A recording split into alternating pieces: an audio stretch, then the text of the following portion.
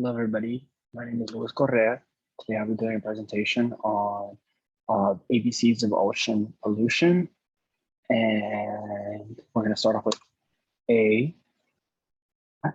A. A is for acidification. Acidification is in the name, acidification of the ocean due to increase of CO2 in the air, which causes the oceans to have its pH lowered because of the increase in free hydrogens that are being released in the ocean.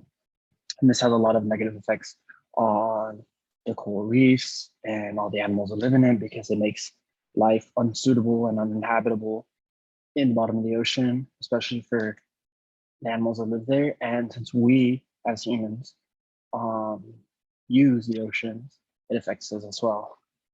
So for B, B is for bleaching of coral, which correlates to the acidification. And due to that pH decrease and the temperature rising, the corals start to get bleached, and this usually affects juvenile corals and, well, all coral, but it majorly affects the juvenile corals since they're still developing.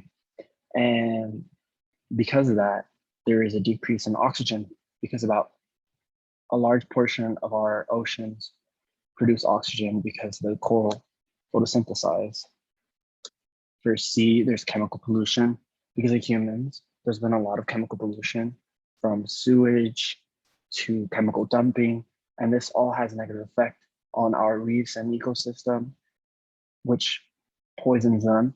And because of that, there's become a decrease in biodiversity, and this allows for the ecosystems to collapse, and just by one animal going extinct, the ecosystem collapses and it affects the whole ecosystem because they each individually have their own jobs to perform. B is for decrease in oxygen. Like I said before, due to acidification, there's been a lot of oxygen reduction since a lot of the coral and animals that perform photosynthesis from the ocean die. We as humans will lose oxygen because there will be no producers of the oxygen. And scientists have estimated that about 50 to 80% of our oxygen come from the ocean. Just decreasing a slight bit of that will affect us negatively and can even make Earth uninhabitable. E is for erosion. Essentially, since sea levels are rising, the sand starts to erode and starts to destroy ecosystems, coastal regions, pretty much like anywhere near the oceans or water. Because of the increase in the water and the rapid movement of the water, everything starts to break down, which negatively affects human life and ecosystems aside from us, because now their environments are rapidly changing and they must adapt to it. Some might not even survive.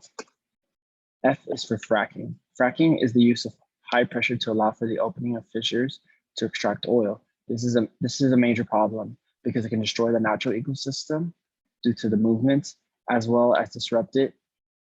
And if oil seeps out, it can be really harmful and can be involved in the chemical dumping in the oceans. G is for gas spills, which has to do with oil fracking. Essentially, the oil that will seep out from the fracking will enter our oceans, our water supplies, and it's really toxic and it can kill animals and even poison us. And it contaminates all the coastlines, and it's a major problem. H. H is for human interaction, which is pretty much like one of the main big problems with ocean climate change. And it's because humans, due to their change and development and evolution, have started to harm it and overuse the supplies inside of the oceans. And this can disrupt the ecosystems. It can kill them. Like it can destroy everything in the ocean because of the things that we do. So it's pretty much a domino effect. Everything leads to us essentially. And since they get destroyed, since we use it so heavily, we as well will die. I is for the increase of nitrogen. So due to nitrogen in entering the oceans, there's been an increase in red tide, and this will lead to a lot of algae buildup and species that once were not able to survive, now being able to survive and becoming invasive species, and that can really harm the ecosystem and disrupt it because they're not supposed to be there, so they'll destroy it, as well as making the waters toxic and killing a lot of the wildlife. J is for jewelry harvesting. This problem isn't as big, but it eventually is getting there due to the high demand in pearl necklaces and like jewelry in general. A lot of fishers have started overfishing and even over harvesting the pearls and killing them, the clams, when they could easily remove them in a safer and productive way. However, because of that, a lot of the clam and species and animals that produce jewelry have started to decrease. K is for kelp loss, and kelp is very important in keeping ecosystems safe, and it allows for the animals to live. But due to some species have it going extinct and dying, a lot of predators such as sea urchins and invasive species have become more of a nuisance and have been allowed to enter habitats that they weren't easily able to before.